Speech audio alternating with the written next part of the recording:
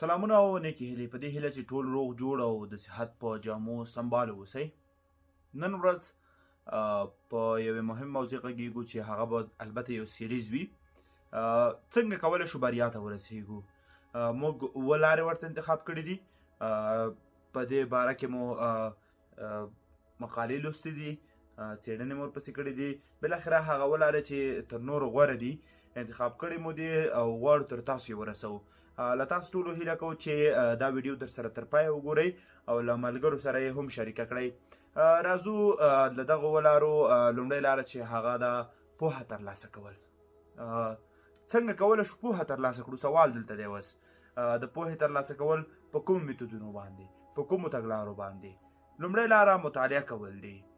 فرهنګ کې راځي چې مطالعه کول د لا خبراوي لپاره استعمالیږي، یعنی د خبرېدو لپاره استعمالیږي.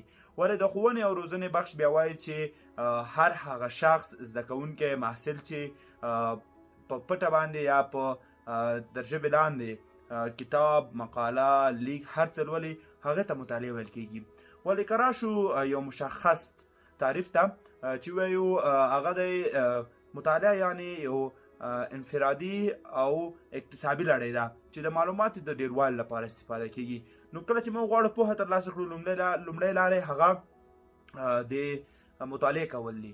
دا چې موږ څنګه کولی شو چې اغېزمنه مطالعه ولرو دا په راتلونکي ویډیو کې ورباندې غږیږو چې په کومو وختونو کې مطالعه وکړو، په کوم حالات کې مطالعه وکړو، ماحول مو څنګه وي. حالانکه په دې مخکې غږېدلو تاسو کولی شئ چې زموږ د یوټیوب چینل ته هم لاړ شئ او هلته یې وګورئ. په لومړنیو کې دا ویډیوګانې موږ نشر کړي دي او تر اوسه شته دی. دوهمه برخه هغه په سیمینارونو کې ګډون دی. کله چې موږ غواړو یو څه ترلاسه کړو د مطالعې وروسته هغه په سیمینارونو کې ګډون دی چې خوشبختانه نن سبا په افغانستان کې دغه چاره لا زیاته شوې ده، یعنی خلک ډېر زیات په لاره اچوي.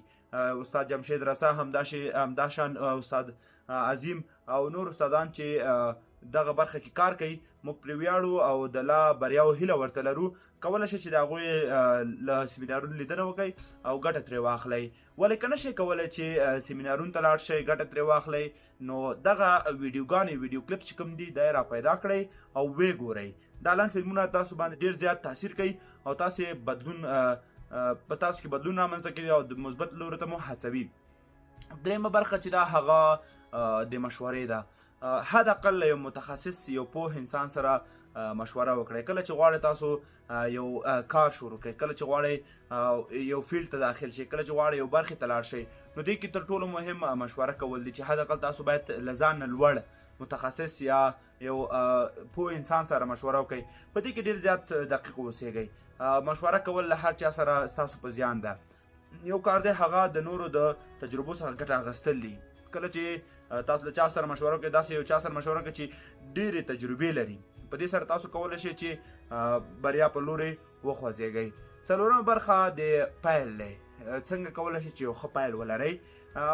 یوه خبره تل په یاد ولرئ. تل لاړ شئ، مدام مخکې لاړ شئ، سلو لاړ شئ.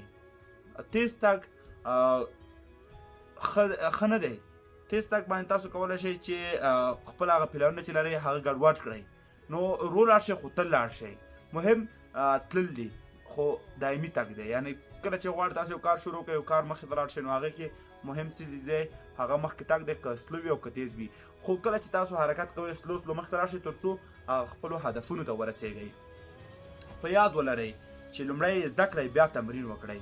کله چې تاسو زده کړه وکړئ نو ښه تمرین به وکولی شئ. لومړی تمرینوئ ما ځکه چې دا ستاسو په زیان باندې تمامیږي. نو دا زموږ د دغې سیریز لومړنۍ برخه وه. په دې هیله چې خوښه شوي مو سي او که چېرته مو خوښه شوي اوسي نو له ملګرو سره یې هم شریک کړئ تر څو هغوی هم ترې فایده واخلي. او د لا نورو برخو لپاره زموږ د یوټیوب، انسټاګرام، فیسبوک، ټلګرام چینل چې لینک یې په صفحه کې شته دی در سره وڅارئ تر څو غوره ویناوې، غوره کلیپونه او همداشان د هغه کتابونه چې موږ یې په غږیز ډول وایو تر نورو مخکې تاسو ته ورسیږي.